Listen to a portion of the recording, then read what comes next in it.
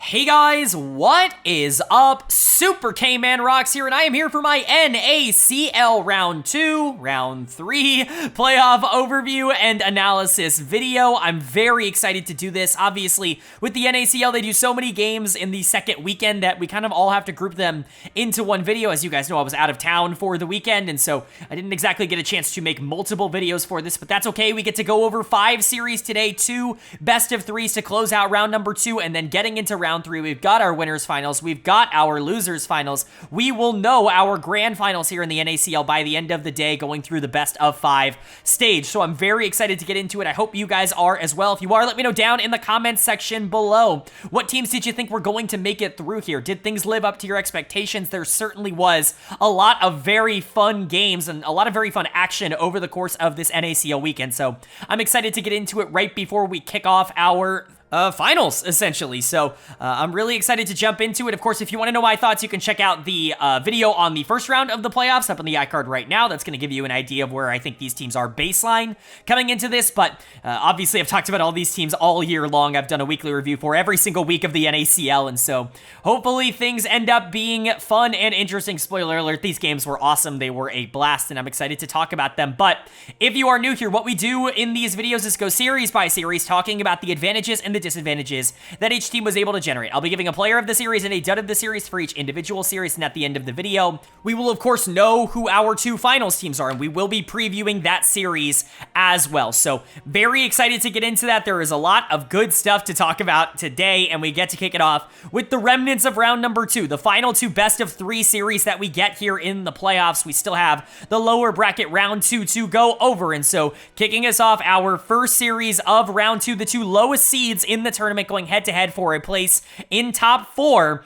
Disguise taking on AOE Esports, and DSG is going to win it 2-1. They are going to be able to take this series. They're going to move on to the top 4. I think this was expected from them in the preseason. A lot of people, me included, had them as one of the 4 best teams. I had them at number 1 in my preseason rankings, but the fact that 7 and 8 are facing off to see who makes top 4, it's certainly a plus for both of these teams. DSG living up to it. AOE, though, putting up a fight, certainly overperforming what I expected to see from them out of their playoff run. I didn't exactly expect them to do a lot. They won a series against Wildcard. That's already, I think, a pretty big win for them, considering that Wildcard wasn't really all that bad in the regular season. Clearly, AOE was better than the 8 seed. That's kind of showing in their record as well. 11 and 13 in the regular season, I think, would have put them like 5th in terms of actual game score record, but of course, they just couldn't close out series. A lot of 1-2 losses, but DSG is just more talented. They're just a little bit of a better team, and we kind of saw that here. It really was an impressive performance in games 2 and 3. Even in game 1, I thought that there was a lot to like for DSG. Player of the series was honestly kind of tough because I do think that everybody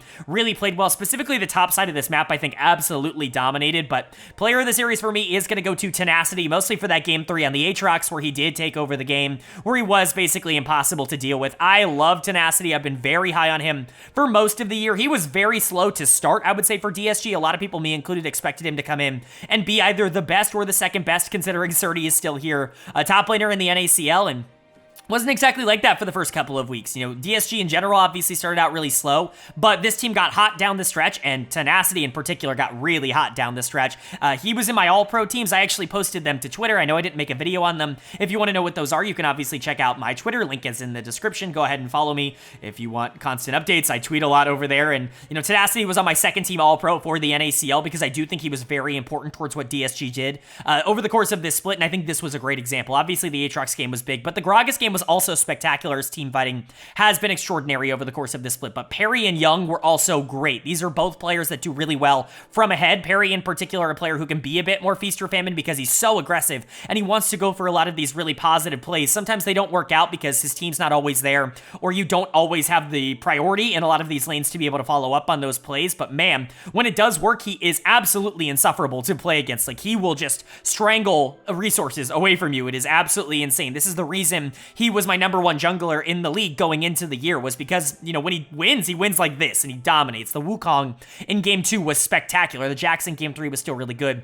And Young is very similar. He had an amazing game 2 here on the Orianna. A lot of those shockwaves were very difficult to deal with. When you have a Wukong jumping on top of you with Orianna ball, it's just very difficult to get out of that CC, and, you know, you've got a Varus, you've got a Gragas. It's not like CC is lacking on this team. Even the Renata ultimate was a problem in game 2, so it was a lot of fun to see them kind of come together for those fights, and he was still good on the Nico in game Game 3, I think the thing with Young is he was actually really good in Game 1 on the Karma as well in the isolated lane phase, which I think is a really big positive for him. But generally, Tenacity, Perry, Young, very good. Not to say Manui and Poom were bad at all. I think they did a lot of good things. They were just weak side for the most part. They didn't have nearly as big of an impact on the game as the other three did, which is fine. It's kind of generally how DSG has wanted to move. They want to play through jungle. They want to try and enable Perry, and then they use players like Tenacity and Young to be able to secure team fights in the back half of the game.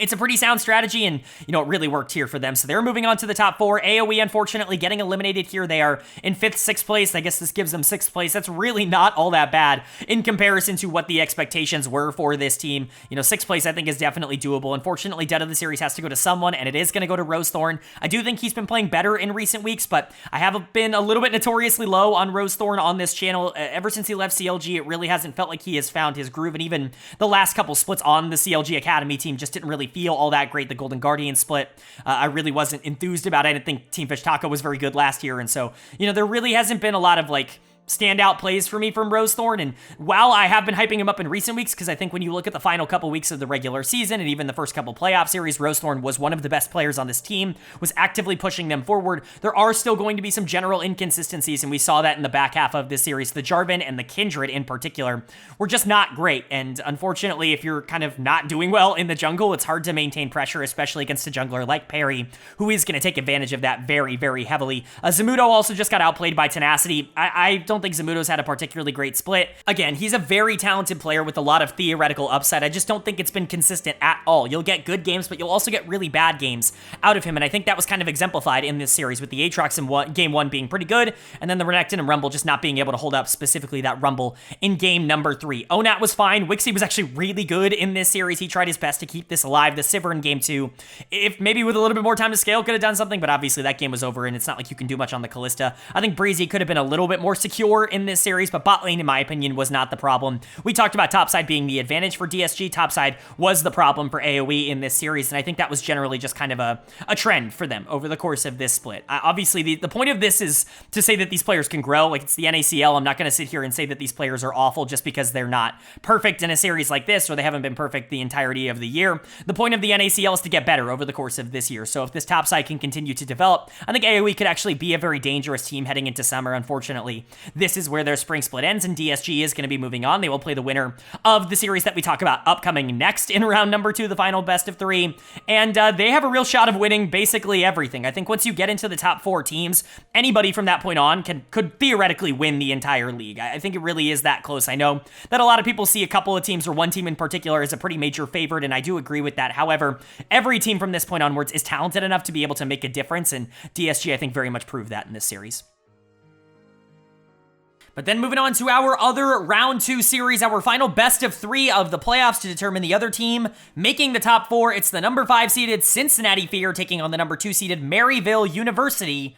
And Maryville is going to pick up a very big win here. Obviously, they're coming from the lower side of the bracket. They lost to DSG in the first round, and so they've had to make their way without their extra life so far.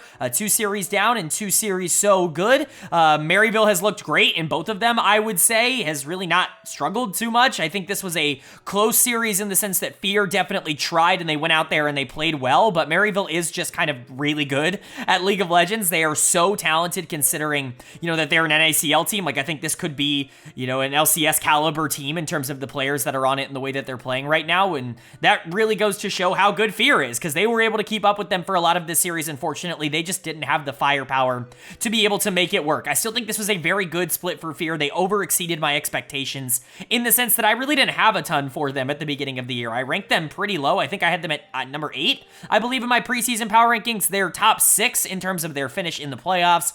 That probably undersells how good they were. They probably were closer to being a top 4-ish team in the league. I think 5th is probably the most accurate thing you could say. That's a very good team at the NACL level because of how deep this competition is, but Maryville was just a little bit too much today. They played really well. Player of the series for me is going to go to Spyrax in the mid lane. Everybody knows I'm a big fan of Spyrax. I thought he was the best mid laner in the NACL in terms of the complete package over the course of this year. Whether you want to say that Quad was better because he individually, I think, is stronger as a player, like, I think it's up to you. It's up to personal interpretation. I like the way Spyrex plays the map a bit more. I think he gives players like Yuji more opportunities to actually be really aggressive and to try to make better plays, and they play off each other obviously excellently. They've played with each other for 3 years now. They clearly have a very good chemistry together, and they clearly like playing in the same team. I think Niles had a fantastic series here, specifically Game 3, which I thought was really good on the Rumble. Not that he was bad at all in Game 1 on the Renekton. I thought he was still really good. He honestly took advantage of the Aatrox more so in Game 1. He won lane, I think, harder, but I think he had a bigger impact on the game overall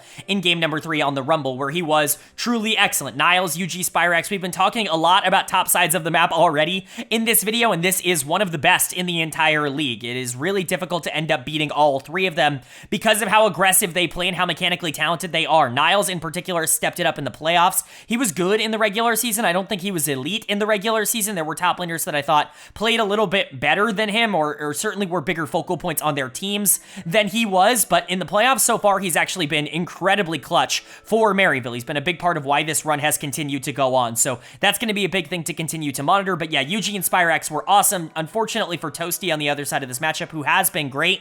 You know, Spyrex really showed up today and really wanted to win this. So credit to him. I felt like he was the most consistent. Jerry and Zyko were still good. Not necessarily the focal points like they were a lot of the times in the regular season. It's actually kind of interesting to watch Maryville play right now because it feels like they're playing a very different style to what they were playing, you know, a couple of weeks ago. I don't know if that's necessarily the matchup or if it's just what they feel comfortable going with right now, but they're playing a lot more through the top side of the map rather than the bot side of the map, which was the focal point almost the entirety of the year for them. Jerry and Zyko were excellent, both of them near top of their roles in terms of performance so far in the NACL, and it's just not been that in the playoffs. It's not been bad. Like, they've been really good. They're isolated, and they're doing fine in those isolated 2v2 matchups, but they are isolated, and that's definitely a difference for Maryville in terms of just how they want to approach the game. Lens had a lot of opportunities to actually keep this series close, and I think he played really well throughout a lot of this series, and a lot of that was not investing in the bot lane from Maryville, so it'll be interesting to see if that keeps going, but Niles is currently proving that it is worth it to at least give him some resources on the top side. Yuji, I think, is getting more resources and doing more with it. Not that he was bad at all in the regular season, but just rather that I think he's becoming more of an active part of what this team is doing. And then Spyrex is obviously somebody I've loved all split long, and he has been the primary focal point for what they've wanted to do in the playoffs. It's good stuff, I would say, overall from Maryville, but for Fear, it's unfortunate that their split has to come to an end here because, like I said, I do think they are better than, you know, 6th place or technically 5th place. I think that's, you know, maybe not necessarily telling of how well this team did for a lot of the split. They did, you know, compete with everybody. Like, they took a game here off of Maryville. They took games off of Maryville earlier in the year. They took a game off of FlyQuest. Like, they've been in a lot of these games, a lot of these series, even if they haven't necessarily been able to pick up as many victories as other teams. Unfortunately, their young gun just couldn't quite keep the momentum rolling in this, as Toasty is going to get done of the series. He was excellent, in my opinion, an all-pro caliber player in the NACL. He was a top 3 mid laner for me. He was 3rd team all-pro in my all-pro rankings. He was excellent for Fear, a big part of why they were so successful in the regular season. It's just that Spyrex is really good, and Yuji spent a lot of time in the mid lane, which meant that this, you know, kind of series became a lot harder. The Talia game in Game 3 is really what I'm going to point to and say it just wasn't particularly great from Toasty. I think you're obviously looking at Phillips game number 1 on Aatrox is also not being great, but Niles and Spyrex on the other side of this, you can live with losing to Niles and Spyrex. Like, it's not the worst thing in the entire world. I will say credit to Fear, their bot lane did step up and show up today, in my opinion. Lens in particular was really good. He kind of ended off the split a little bit colder than I was comfortable with. I thought going into the playoffs, you really wanted to see this team be hot and have momentum, and it didn't necessarily feel like Fear was doing that as well as some other teams like Maryville going into the back half of the split. However, they were really good in this series. Lens and Dabshin both really stepped up and were the focal point that Fear was trying to win through. It just wasn't enough for them to actually be able to pull out the wins. I think if Toasty had been a little bit better, maybe things changed, but again, he's been kind of the carry all split. It's hard to really blame him for anything. I think that this was just Fear getting a little bit outmatched, and there's nothing wrong with that. Maryville is one of the best teams in the entire league.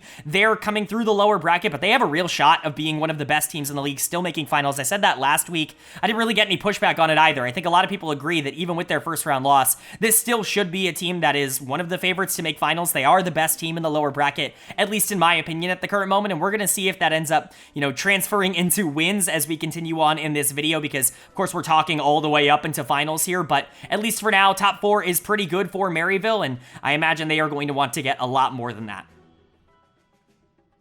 And then moving on now to our best of 5 stage. We have reached the best of 5s. That means every series from this point onwards will be a best of 5 instead of a best of 3 for the first time this year in the NACL. And what a great series to kick off the best of 5s. It's winners finals. The winner of this will automatically qualify for the finals here in the NACL spring split. The loser will go down to the lower bracket to be in the lower bracket finals to take on the winner of the series we will talk about next. But it's the 2 teams that have yet to lose in the postseason so far. FlyQuest Challengers taking on Team Liquid Challengers.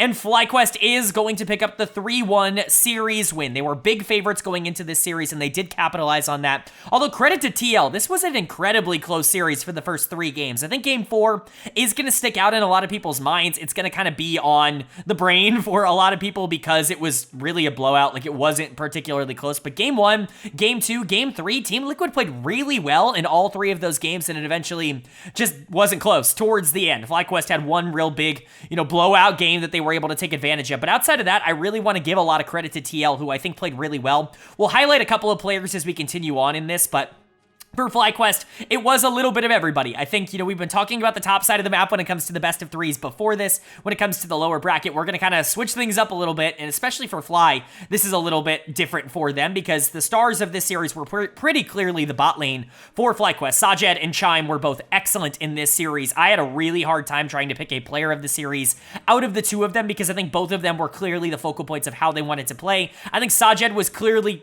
phenomenal in Game 1. It is really hard to look at Game 1 and not point to the Jinx as the big reason why they were able to win that game. And then Chime in Game 3 on the Rakan was one of the strongest support games that we have seen all playoffs, all NACL split long. It was a phenomenal Rakan performance, really took advantage of that double marksman bot lane on the other side. And then Game 4, they were both really good on the Varus and the Alistair. And so it was really hard to kind of determine who I thought was more integral to the series as a whole. I'm going to give it to Sajed because he was the carry, ostensibly in terms of the damage. He was the one who needed to step up and actually deal the damage. But Chime was excellent, and really it is kind of a co-player of the series here for the FlyQuest bot lane. I think this is especially big because this has been definitely a topside focused team. Obviously, Quad is somebody who wins very consistently in lane because his mechanics are just so good. He is able to outpace so many other mid laners 1v1, and that creates opportunities for the rest of the team. But to me, the standout players so far in 2024 for FlyQuest Challengers have been Surdy and Shaden, and I've talked about it a lot on this channel. Surdy, in my opinion, is the best player in the NACL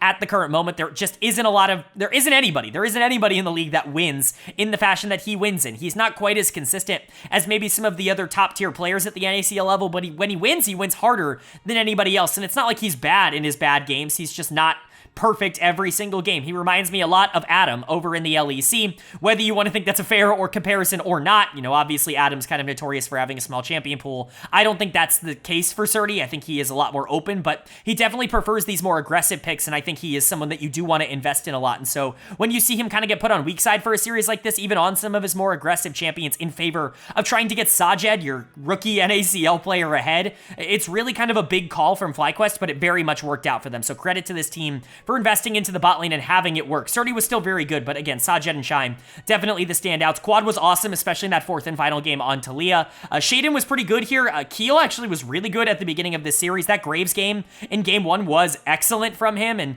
it almost created something that could have been interesting here for Team Liquid, but we'll talk about how that kind of faded down the stretch in Game 4. Shaden was excellent towards the back half of this series, but overall, FlyQuest just kind of proving that they are who we think they are. They are the team that is going to be able to go out there and be favorites in almost any series that they're in. I'm not saying that they're just going to waltz into a title because I think there are too many good teams left. The top 4 teams are all very interesting, and I think all of them can take it to Fly. As Team Liquid did show in this series, 3 of these games were very close. I just think Fly has to be considered favorites for their ability to close out and stay consistent through an entire series. But for Team Liquid, you gave it your best effort here. Nobody outside of Supernova has been able to take down Fly all year long, and it's because it's really hard to gain any sort of consistent momentum in team fights against them. As much as I like how this team played for most of this series, you're talking about Keel looking awesome in the first 3 games. You're talking about Roamer looking very good in the first 3 games, even pulling out the Ziggs. That's kind of becoming the Team Liquid special, as we'll talk about later as well. there just wasn't enough firepower. Spawn and Kim Down, I thought were relatively fine, but then you look at game number 4, and it's just, okay, well, it's unfortunate that it had to end that way. Keel and Romer, who were great throughout the series, got absolutely blasted in the 4th and final game on the Vi and the Hui, respectively. Spawn was trying to keep things interesting on the Smolder, but, like, there's only so much you're going to be able to do in that instance, and dud of the series for me is going to go to Jenkins. I think you might want to point to a player like Keel or like Romer for getting destroyed in game 4 as dud of the series, but they were so good, in my opinion, before that, and they really were keeping Team Liquid alive. Jenkins was the one player that I felt had the least amount of impact throughout all 4 games, and it's not necessarily his fault. Surdy is really good at being able to shut down his opposition and, you know, getting more resources than them, but Jenkins needed to be more active. He was on tanks, he was on weak side for a lot of this series, and even when Team Liquid was making good plays, he was often absent from those plays or really not making a huge impact. I think if he had really stepped up and had some fantastic engages, if the Cassante in game 3 started to take over, or if he had played the Gragas in game 1 a little bit more aggro, I think that there actually is a chance that the series does turn a bit around for Team Liquid, but at the end of the day, you're talking about TL falling to the best team in the league in 4 being competitive. This isn't the worst loss in the world. I think their goal is to rebound, is to go now into the lower bracket, go into the lower bracket finals, and see if they can build up that momentum, you know, hopefully crush who's ever there and get back to this series against FlyQuest in the finals and try to reverse this story, try to capitalize on the things that you learned in this series. That's kind of the hope for TL, but Fly has made their way to the finals. Their weekend is done. They will only play now in the finals against whoever ends up coming out of this lower bracket of the 3 teams that are remaining. They earned this. They are the best team in the NACL until proven otherwise. I know we kind of all said it going into the playoffs, but they have lived up to every bit of expectation that they could possibly have. But then moving on now to our first of the best of 5s in the lower bracket. This is going to determine who's going to be taking on Team Liquid in the lower bracket finals to see who can get into that NACL championship game. It is a very fun matchup between the number 7 seeded Disguised and the number 2 seeded Maryville University. And Maryville is going to be able to take it. It goes all 5 games, an absolute banger of a series, a really fun back and forth matchup. And honestly, it's just got to feel frustrating if you're DSG. You were up 2-0. You got reverse swept in this one. Maryville coming back from being down 2-0. You get game 3, you get game 4, you get game 5. And all of them were pretty in favor of MU, I will definitely say. But for DSG, this has to sting. For a couple of players more than others, this is a very sad way to end your split. You know, I'm going to talk about it now, but, you know, for Perry or Manui, players that went through something very similar last year as well, this cannot feel particularly good. Remember, Fear last year was in the upper bracket finals against DSG, was up 2-0, and couldn't quite win that series, ended up falling in the reverse sweep, was not able to make the live finals, which was very unfortunate for them. And so for players like Perry and Manui to have to go through that again, obviously condolences to them. That sucks. Like, this is not fun, but hopefully this is one of those things that in Spring Split you can just mentally kind of keep yourself on track, build off of it. This team has gone through its own set of struggles over the course of this year. This might not even be one of the bigger ones that they have encountered. It obviously sucks in the moment, but I think everybody in this series played well, and it's going to be really hard to point out a lot of negatives from this team. It's really easy, though, to point out positives from both of these teams, so I think both played incredibly well. Player of the series for me is going to go to Zyko in the support position. Golly, he was awesome down the stretch of this series. The Nautilus, the Nami, the Ashe, all 3 games, I thought he was the most important player in the game. You could make the argument that Spyrax was the most important player in these games, that Scary Jerry at times was the most important player in these wins. Even Niles, I think, did a good job. Yuji obviously had a great series, especially on the Poppy in game number 5, where I thought he was essential towards ending that game. However, I don't think they get to those spots, and I think it's a lot harder to set up on those circumstances if Zyko isn't as good as he is in this series. I've been a big fan of Zyko basically for the last 2 years or so. You know, I watched Collegiate pretty regularly a couple of years ago. Haven't had as much time regularly now because of the channel, but, you know, back when I was watching Collegiate less often, like Zyko and Jerry, there was a reason I was so high on them going into, you know, last year's NACL. I think the way that I'll describe it is it's because they are so strong when they are in advantageous positions. They know exactly what they're supposed to do in these great spots, and obviously both of them are mechanically talented, but they just have that mentality. They have that killer instinct that I don't think a lot of players in North America have. At least a lot of prospects in North America don't end up having that. I think Jerry and Zyko both had it, which is why I was so excited last year, and Zyko, I think, has really continued to prove that. Jerry as well. He had a great series, and we'll talk about him in a second, but I don't think they win this series without the Nautilus engages in Game 3. The Nami in Game 4 was essential. Lucian Nami in Game 4 was huge, and then the Sivir Ashe Clash in Game 5 was also massive for what this team wanted to do. DSG was playing relatively well for a majority of this series, and, you know, Maryville, I think, had to come back and really kind of compose themselves, figure out what they were doing right, what they were doing wrong, and bounce back, and that's exactly what they did. Jerry was also mega important in that Game 4 on the Lucian. Lucian Nami is one of those lanes that looks really good when it works, when you have that mentality of wanting to play more assassin-minded, wanting to try and skirmish a bit more in the mid-game. That's going to work at a super high level with those champions, especially into something like Zeri Lulu, who's not going to be able to try and fight you off in those circumstances, and, you know, objectives become a lot easier to take. All of a sudden, the game becomes a lot easier to snowball because you have a Kindred in the jungle who now has gold. You know, there's just a lot of different ways to be able to get this out of control, and I think, you know, Jerry and Zyko were a big part of that. Now, that's not to say the rest of this team didn't do great. Niles was awesome in this series. I think Tenacity was really good at the start here, but Niles was better down the stretch, and that's certainly not something I expected. Yuji was excellent in this series. Like I said, that Poppy in game number 5 was super fun to watch and super important in some of the team fights down the stretch. Spyrex just continuously wins in basically every matchup that he is in. I get that people don't want to call him the best mid laner in the NACL, but to me, he kind of is right now. Like, maybe Quad is more mechanically talented. I just love the way that Spyrex plays the map. I love the way that he pushes his tempo when he has an advantage. It really is elite level stuff. It's LCS caliber stuff from all 5 members of this roster. We've talked about this previously with some other teams. Teams like FlyQuest and Maryville, I think you could literally just drag and drop them into tier 1 and they would be able to figure it out. They wouldn't be bottom tier teams in my opinion, and we kind of saw that here from Maryville. But for DSG, this is, like I said, a pretty sad way to end your split. You get 4th place after this. That's obviously not a horrible outcome considering you were 7th in the regular season. This was a team that at times was in the bottom 2 in the regular season, going on these losing streaks, not necessarily showing a lot of potential or upside like people really wanted to see from them. However, they really got it together down the stretch. You know, they got some easier games and they started to find their groove. They started to find their play style, and they were really good for most of this series as well. Of course, games 3, 4, and 5 didn't go their way, and you can kind of point to that and say, well, they weren't as good in most of the games, but games 1 and 2 were great from them. And to establish a 2-0 lead into Maryville, that's not easy. They already beat Maryville before this. If this was a best of 3, they would have just swept them and kept going on, just like they did in round number 1. But, you know, unfortunately for DSG, the comeback trail was on. Done to the series, it almost feels superfluous to give that out in a best of 5 that goes all 5 games. If you win 2 games versus the enemy team, there is no dud of the series. I mean, there is very rarely a circumstance in which you can point out one player who genuinely played bad throughout the entirety of this series, and there wasn't one in this one. All 5 members of DSG looked very good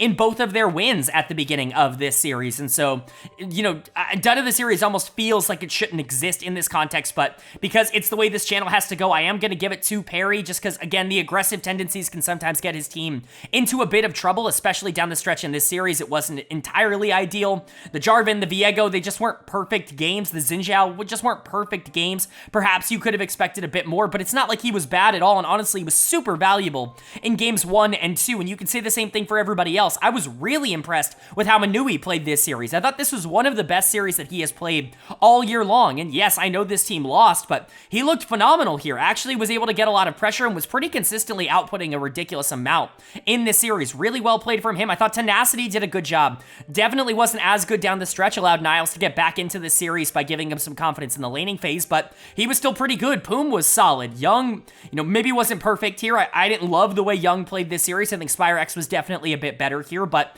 it's hard to criticize him for, you know, losing this series. He didn't do that. DSG played really well. They just kind of got a little bit outplayed by a great team in Maryville at the end of this, and you're gonna have, like, living with that isn't super awful, right? This isn't the worst case scenario. You didn't get blown out here. You put up a really good fight. You overachieved what you did in the regular season.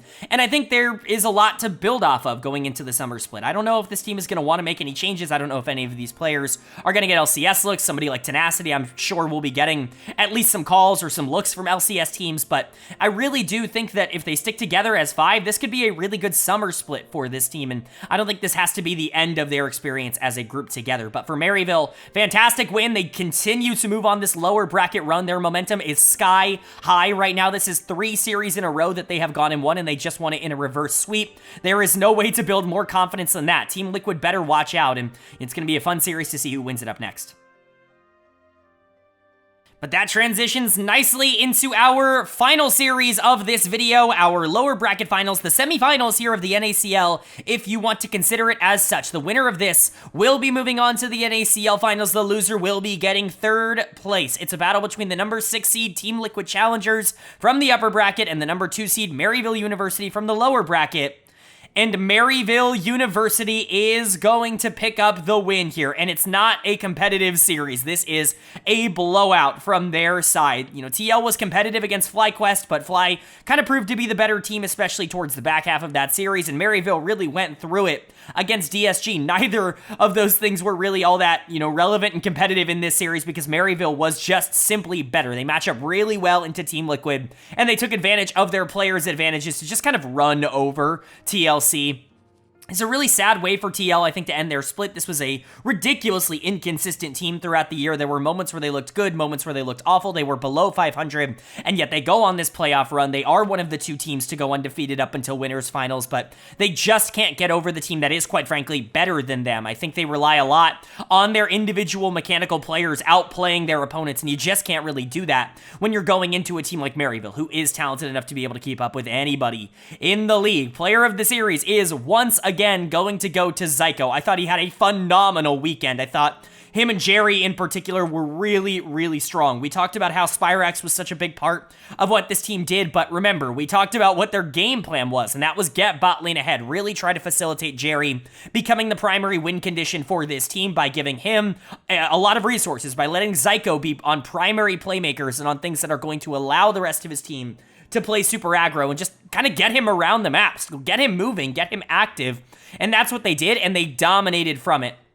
Zyko really was the best player in the NACL this weekend, and I don't think it was particularly close. You can say, oh, he played Lulu, and, you know, everybody does well on Lulu, but he had a great Lulu game. Oh, he played Braum, and everybody does well on Braum. Well, we know the difference between a good and a bad Braum. We have seen it in pro enough times. And Renata, I mean, she's a skill-intensive champion. I think we can all kind of agree to that to an extent, especially because she relies so much on her laning phase. Kalista Renata is kind of the lane combo, and so you do need Zyko to step up in these games. You need him to be relevant, and he was. He stepped up to the plate, he hit a home run, whatever analogy you want to give, he was phenomenal in this for Maryville, and in my opinion, he's the biggest reason why this team is moving on to the finals. You can't take away the, you know, contributions that the rest of this team gave, specifically Scary, Jerry, and Spyrax, who I think were awesome all weekend as well, but I think Zyko really was the star for me, but Jerry was definitely the carry in terms of the damage, and I didn't mean to rhyme there, but it was kind of funny. The Kalista, the Varus, the Jinx, it was all really good from him. I think he had a couple of really nice situations to capitalize on, but there have been a lot of AD carries that have been given good situations, and they've not been able to always capitalize in the same way that he was able to in this one. So credit to Jerry. Spyrax was also very good, definitely the better of these 2 mid laners. We'll talk about Roamer in a second, but Roamer is so integral to what Team Liquid do because of his prio that he generates in the mid lane, and so, you know, his aggressive tendencies to flip games, sometimes that goes in the other direction, and a lot of the games, a lot of the series that they lost over the course of this year were because Roamer was flipping in a negative direction, and that unfortunately came back to bite them in the wrong time. And Spyrax is one of those mid laners that's pretty easily going to be able to take advantage or cause those situations a lot more frequently. It's why I didn't exactly think Team Liquid was going to do super well in the best of stage. You know, notoriously this org always overperforms in best ofs, and they still did that, being the 6th seed and making the top 3, but Roamer is one of those players that you're just never going to get a great game every game from, right? Like, it's just not what he has shown in North America, and Spyrax is a player you're going to get a lot of consistency out of. Yuji and Niles were also excellent. Niles has been elite in the playoffs. I think it is fair to say that he has been the best performing top laner in the playoffs so far. I mean, Surdy you would expect to be better, and, you know, we're definitely going to get an idea of that as these 2 teams go head-to-head in the finals, and we'll talk about that in a minute, but Niles, I think, from a pure performance perspective, has been the best top laner in the playoffs so far. Yuji, I think a lot of people consider to be the best jungler in the league in terms of talent. I'm certainly not going to try and deny that. It's just a very, very good series for Maryville. They were better from moment 1 to the end of the series, and that's exactly what you want to see to cap off this miraculous lower bracket run.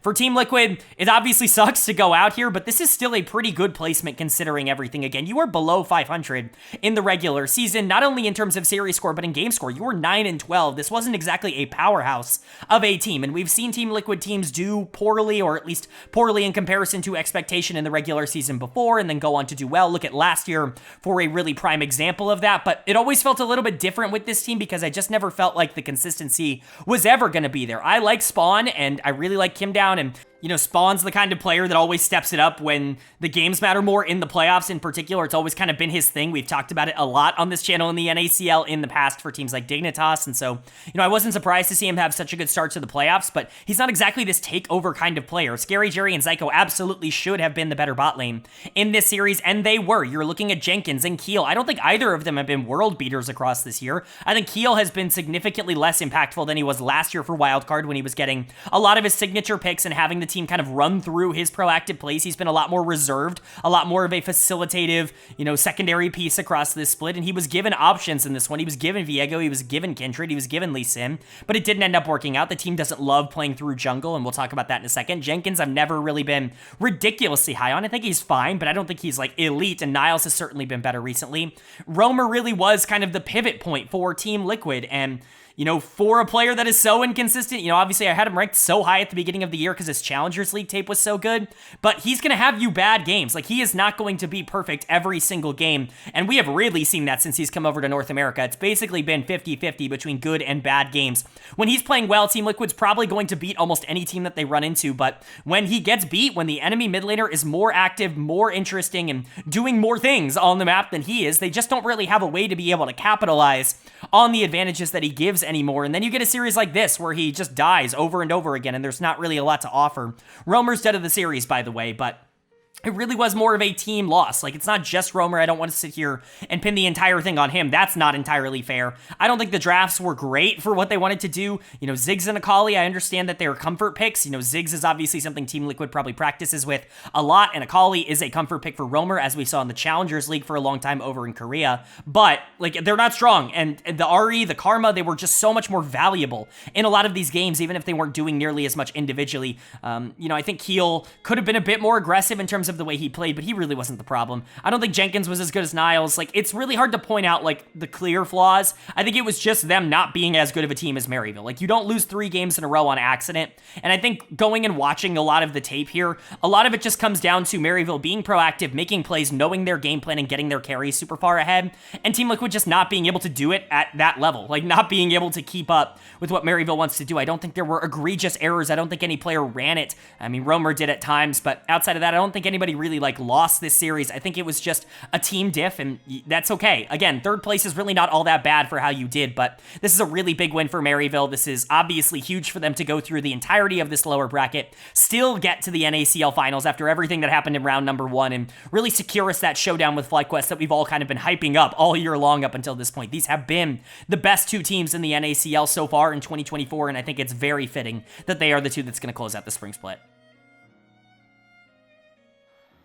All right, but that is going to do it for my NACL Round 2, Round 3, Round 4 overview and analysis video. I know we crammed a lot into this one video, but, you know, again, I was out of town this weekend, so I couldn't quite cover them one by one. I do hope you guys understand, and I hope you enjoyed the video. I'm super excited for FlyQuest versus Maryville. I think this is the matchup we all kind of wanted to see in the finals. The 2 teams that went 8-1, the 2 teams that had the exact same series record, the exact same game record in the regular season. I was really hoping that we would get to see these 2 teams match up at some point in the playoffs, and that's exactly what we're getting here in the finals. I would love to know what you guys think is going to happen in that series down below. Do you think the big favorites in FlyQuest are going to be able to do it? Do you think it's going to be predictable, or do you think the underdogs Maryville, who have gone through the entirety of the lower bracket, are going to be able to overcome the team that everybody just kind of expects to win the finals and pick up their Tier 2 trophy? Would love to know what you guys think, of course, down in the comment section below. If you enjoyed the video, please leave a like. Really does mean a lot to me. Lets me know you guys are enjoying the content, and it does help get this video out to a lot more people,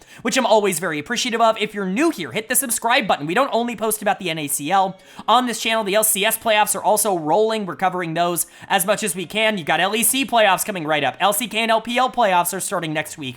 There's so much going on, and we're going to be covering it all on this channel, not to mention MSI right around the corner. So if you want up-to-date, you know, comprehensive overviews of everything going on in LoL Esports, this is the place for it. Hit subscribe and hit that bell so you can be notified when those videos do go live. But of course, with all that being said, I hope you all are having a great day. I hope you continue to have a great day, and I will see you all